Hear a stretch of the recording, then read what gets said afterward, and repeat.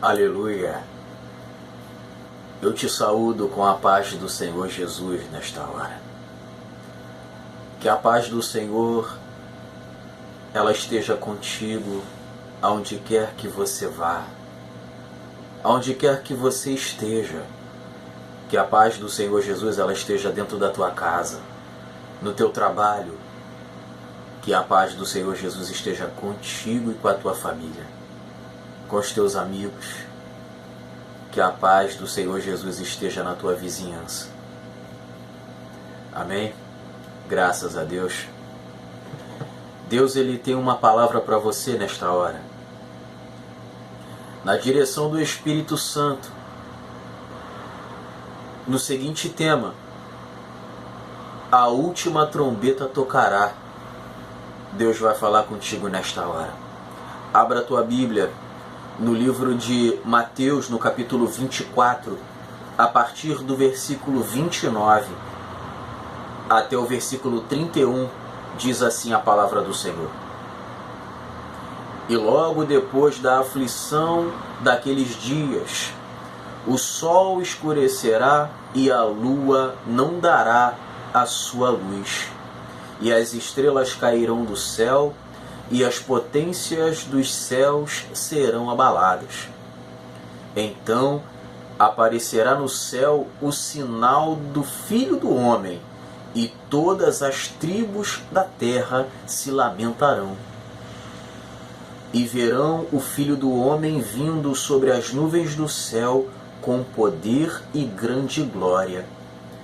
E ele enviará os seus anjos com rijo clamor de trombeta, os quais ajuntarão os seus escolhidos desde os quatro ventos, de uma a outra extremidade dos céus. Amém? Querido, a última trombeta tocará. É o tema com a qual o Espírito Santo de Deus me deu para essa mensagem, para falar contigo, para chamar a tua atenção nesta hora. Talvez você não acredite que Jesus ele vai voltar. Talvez por tanto tempo em que você tem ouvido que Jesus vai voltar e ele ainda não voltou, você descreu. Mas eu quero te dizer, com fundamento na palavra de Deus, que Jesus ele vai voltar. A última trombeta ela vai tocar. E aí, irmãos, estaremos com Cristo no céu de eternidade a eternidade. Essa é a maior vitória que o ser humano pode ter. Depois que você morrer, você ser ressuscitado para viver uma vida sem tristeza, sem lágrimas nos olhos, sem dor. É o que o Senhor Jesus prometeu para a igreja. Viver uma vida com Ele no céu, em plena paz e santo gozo. Entenda que a Bíblia diz no livro de Mateus, no capítulo 24, algo interessante, que os discípulos eles perguntam para Cristo, para o Senhor Jesus, quais seriam os sinais que aconteceriam para a vinda de Jesus.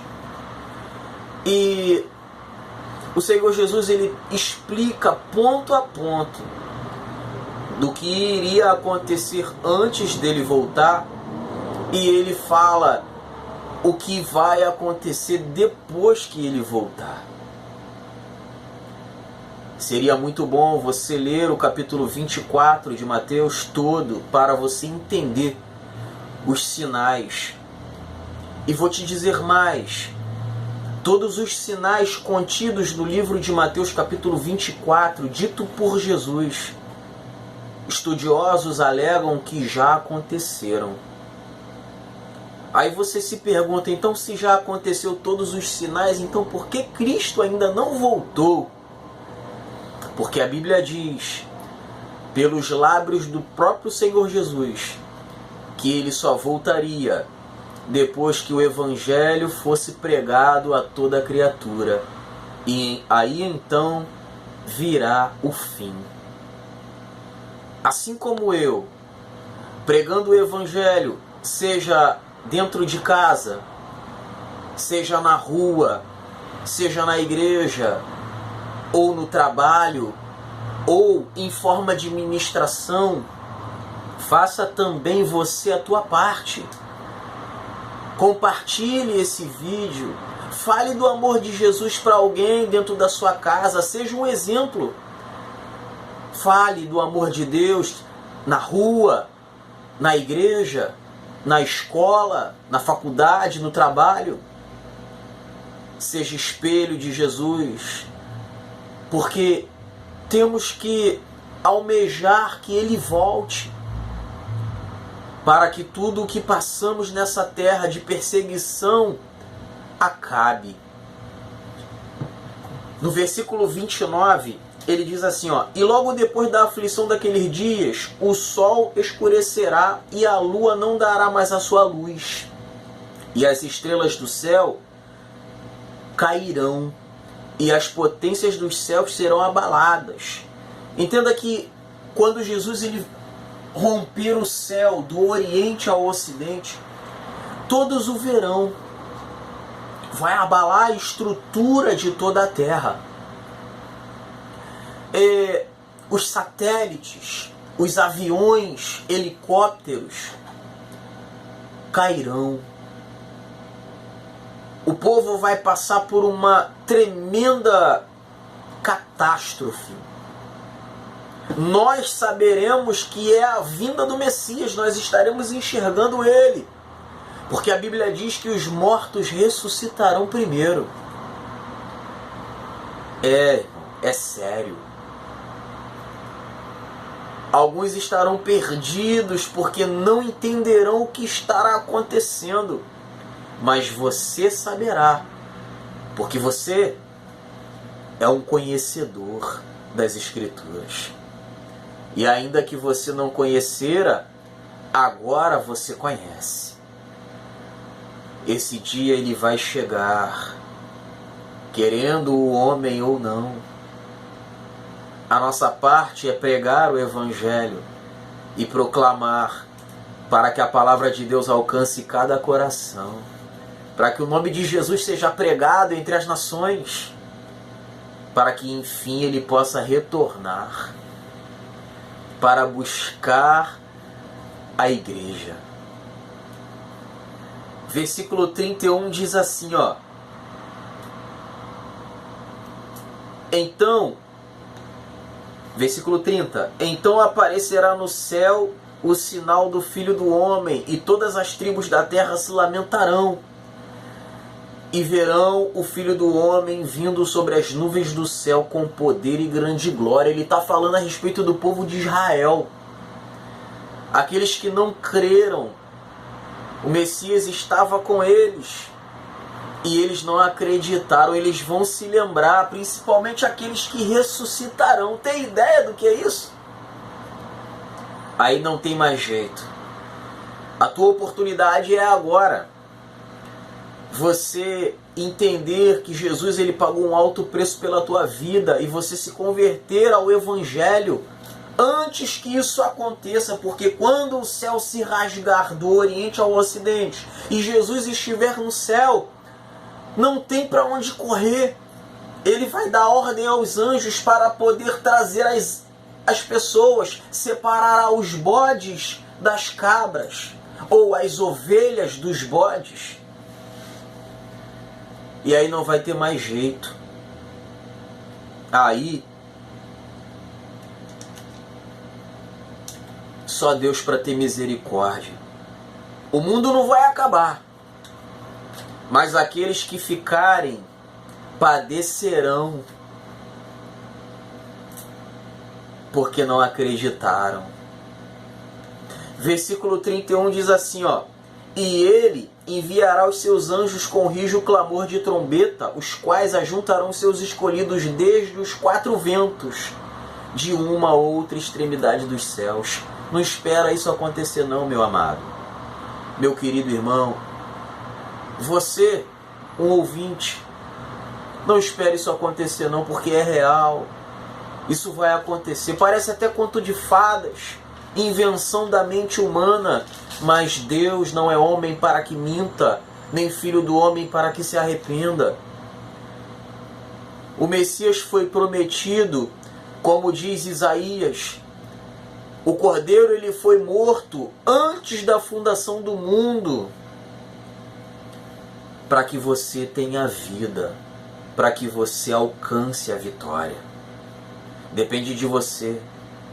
Não espere esse dia chegar não, como um afastado, um desviado. Eu não acredito nessas duas palavras, porque o único que está afastado e desviado é Satanás. Ele é o único que não tem mais jeito. Você não.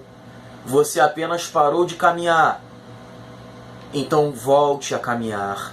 Peça perdão a Jesus diante da igreja e viva uma vida nova. E você que está perseverando, continue, não desista, porque o céu está preparado para você.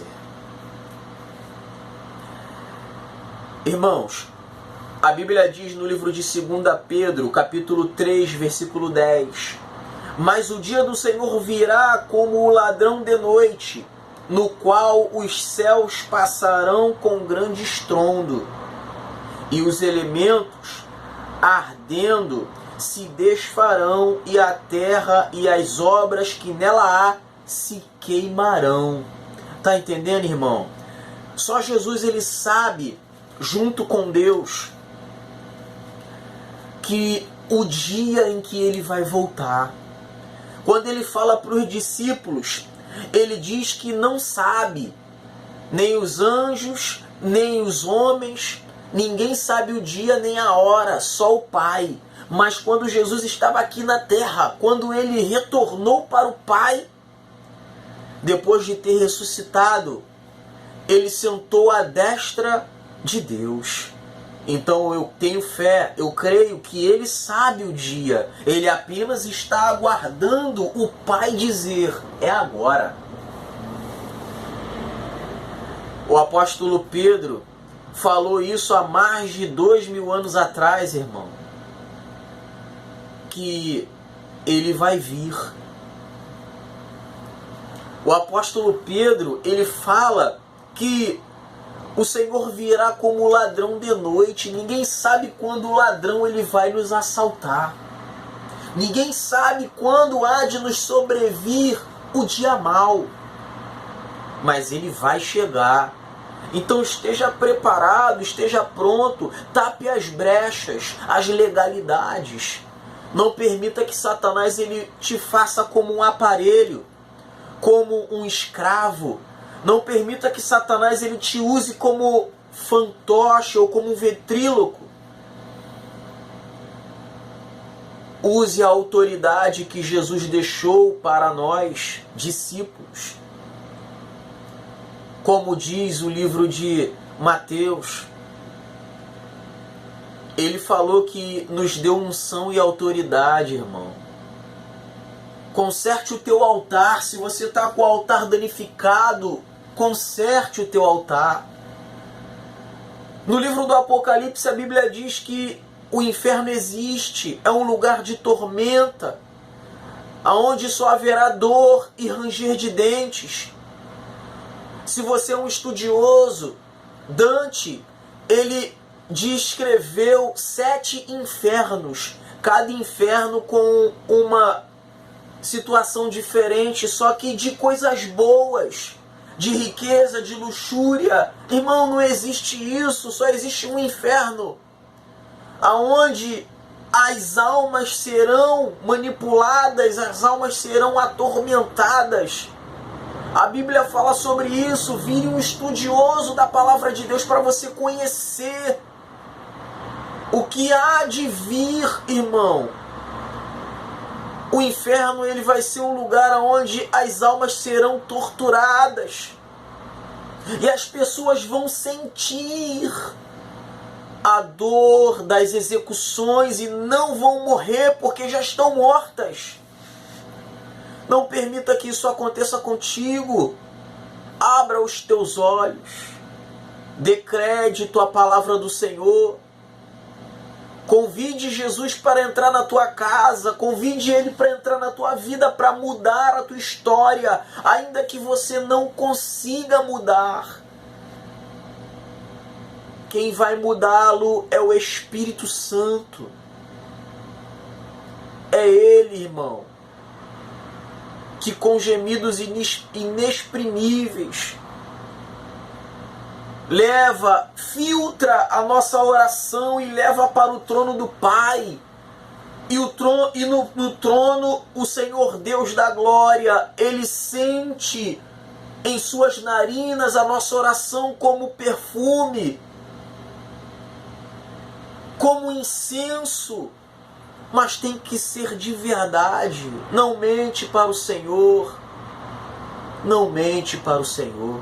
Seja transparente. Diga que você não consegue largar seus vícios. Ou qualquer que seja a situação que entristeça o Espírito Santo, e pede para Ele te moldar, te lapidar. Ou como um vaso nas mãos do olheiro, pede para ele te quebrar e te refazer um vaso novo. Deus vai fazer. Não permita que Jesus volte e você não esteja com a tua vida no altar, para que você não fique aqui na terra padecendo. Não permita, irmão. Mude tuas atitudes, tuas palavras, para que o Senhor Deus se agrade de ti. As pessoas, elas não vão acreditar, irmão, mas não vai ter mais jeito. Quando Jesus resgatar as almas na sua primeira vinda em glória, os que ficarem passarão por momentos de grande tribulação, irmão, sem poder fazer nada. A situação estará tão caótica que no soar de uma das trombetas, Deus, ele vai levar a morte, e aquele que tentar se matar não vai conseguir. Vai padecer aqui na terra até Jesus retornar pela segunda vez. Não permita que isso aconteça contigo, volte antes. No livro de Lucas, capítulo 21, versículo 36, diz assim, ó: vigiai, pois, em todo tempo, orando para que sejais havidos por dignos de evitar todas essas coisas que hão de acontecer e de estar em pé diante do Filho do Homem. Se prepare, busque. Em todo tempo, seja um homem e uma mulher de oração, de leitura da palavra, nem que você leia um versículo todos os dias, para que a tua mente não esteja vazia, para que você não seja um alvo fácil para Satanás colocar coisas na tua cabeça para você pensar bobagens. Esteja ciente de que você é um filho de Deus, então haja como tal. Olha, Lucas, ele fala que nós temos que estar vigilantes todo o tempo, para que nós estejamos havidos por dignos diante do Filho do Homem, diante de Jesus. Jesus, ele compra a tua briga, mas você precisa estar certo. Você estando errado, Jesus ele não vai comprar a tua briga, porque você é conhecedor da verdade. Então viva em verdade. A tua verdade é escudo e broquel. Não é o que diz o salmista no Salmo 91?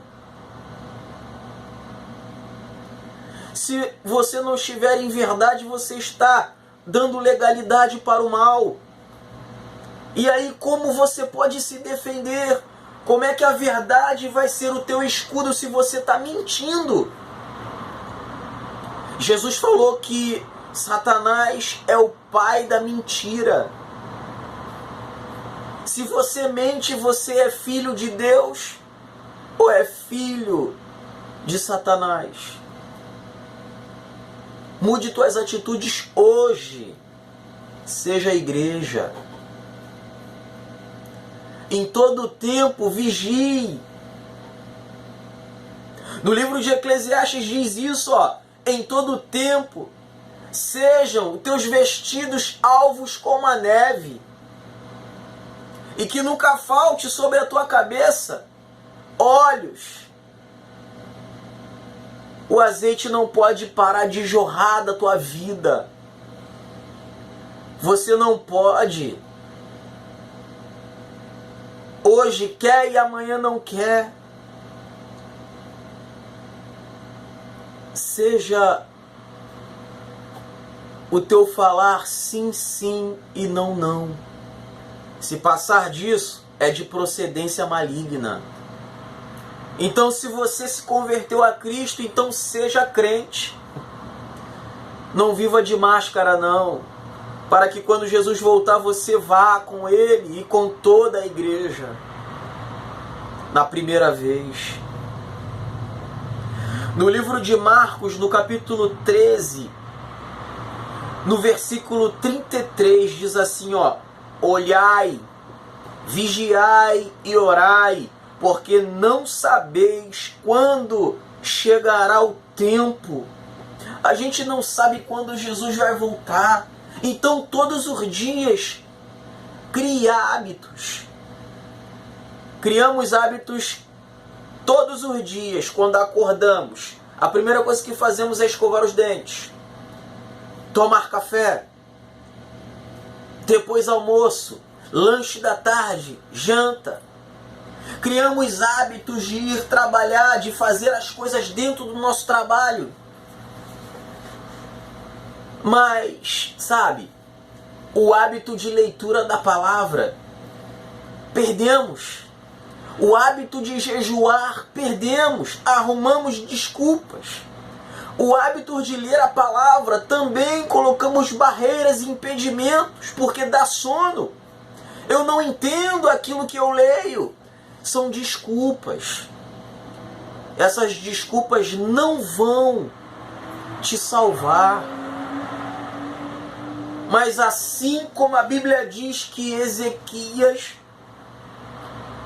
orou a Deus, lembrando de tudo aquilo que ele tinha feito em prol do Senhor, de ter sido um rei bom, um homem bom,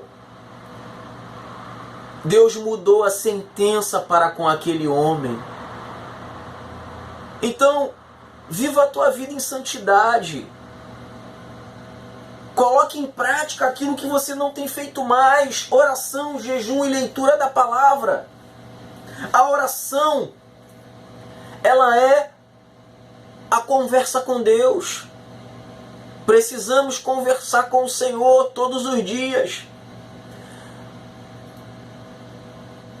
O jejum, ele serve para combater aquilo que você não enxerga.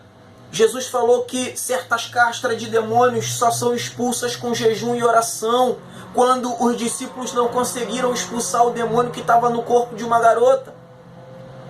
Mas Jesus expulsou, porque ele tinha uma vida de santidade.